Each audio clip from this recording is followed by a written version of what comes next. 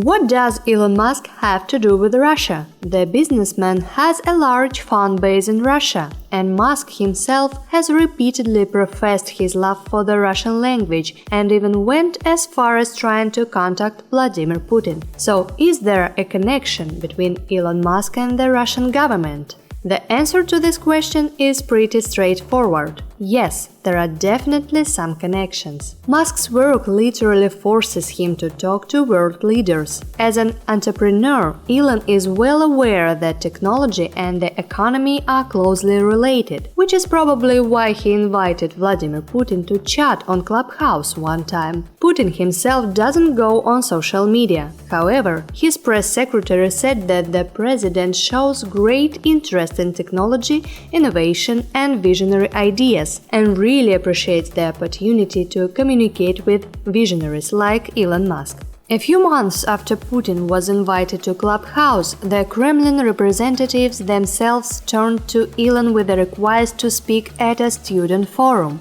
This time, negotiations between Putin's press secretary and Elon Musk went further. Elon spent 45 minutes talking to future rocket scientists. At the end of the event, Musk even stated that Tesla plans to officially enter the Russian market. The bait worked. Instantly, rumors spread that the next Tesla Gigafactory would be in Russia, and yet it was just a speculation. It seems that Musk just teased Russia, giving Tesla fans false hope. Musk has expressed his desire to talk to Putin more than once. On a podcast with a Russian-American scientist, Lex Fridman, Elon agreed to a meeting with the Russian president if Lex was to set it up. As we all know, the meeting didn't happen. It seems that Putin was preoccupied with other, much less promising matters, if you know what I mean. In fact, if you dig a little deeper, you will learn that Musk flew to Moscow 3 times in 2001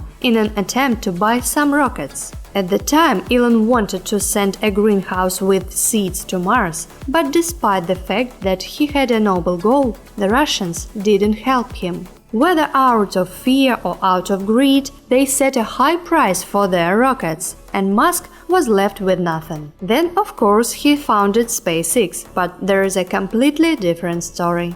The bond between Musk and Russia rests on Soviet nostalgia for space and the USSR impressive record in the space race during the last century. Among other things, Musk met with the family of Sergei Korolev, the father of Soviet rocketry, and even gave a tour of SpaceX facilities to the great engineer's son and grandson. Despite all of this, SpaceX has always been a pain in the ass for the Russian space agency Roscosmos. The relationship dynamic between the director of Roscosmos Dmitry Rogozin and Elon Musk definitely resembles a love-hate dramedy. On one hand, Roscosmos sincerely congratulated SpaceX on the successful Crew Dragon test flight. Rogozin agreed with Musk when the entrepreneur praised Russian rocket engineering, and both of them shook hands, although virtually, declaring they expect mutually beneficial cooperation. On the other hand, Rogozin regularly states that without Russia, the US would have to revert to sending its astronauts to space on trampolines or brooms. And Elon Musk almost never fails to reply with a witty remark, sometimes even in Russian. To some extent, Elon Musk's incessant mockery is exactly what earned him a huge fan base in the country. So we can say that the love between Musk and Russia is quite mutual.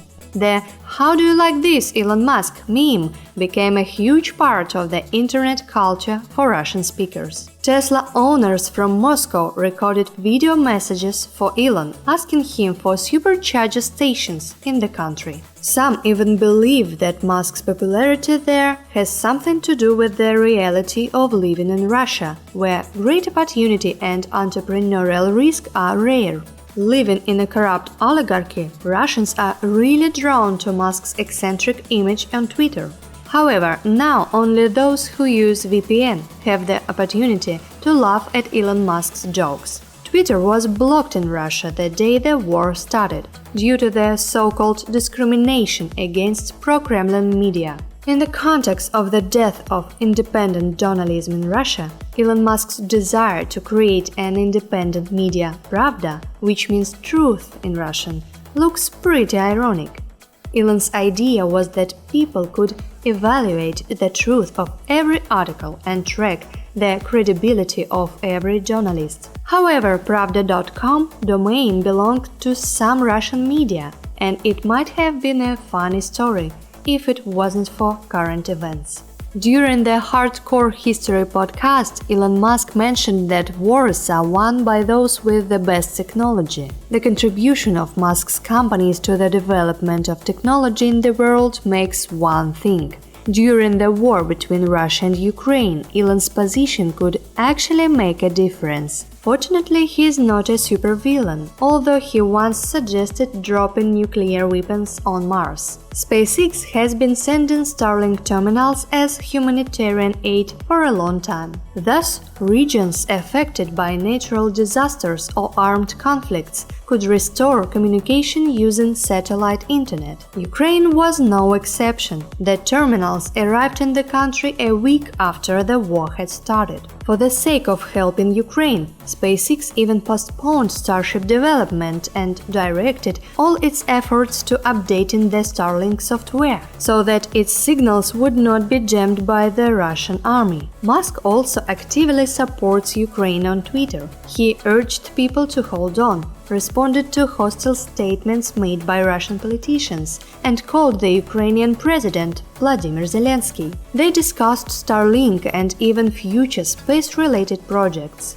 Besides, Elon Musk unexpectedly announced that it is necessary to increase the production of fossil fuels so that Europe and the United States are not as dependent on Russian oil and gas. And just the other day, he actually challenged Vladimir Putin to a combat. "Stakes are Ukraine," Musk tweeted. When asked if he would be surprised if Putin accepted his challenge, Elon replied that it would be an honor.